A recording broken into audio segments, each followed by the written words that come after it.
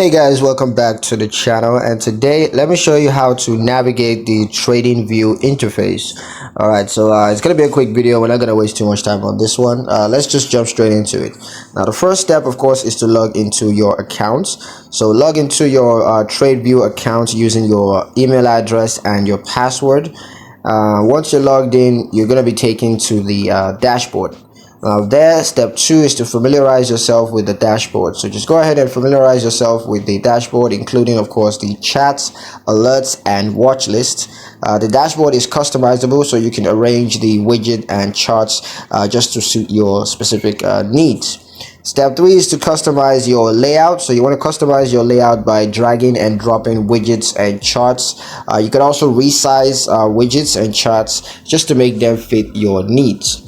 The fourth step is to use the menu bar. So you want to use the menu bar to access various features such as Pine Editor and Strategy Tester.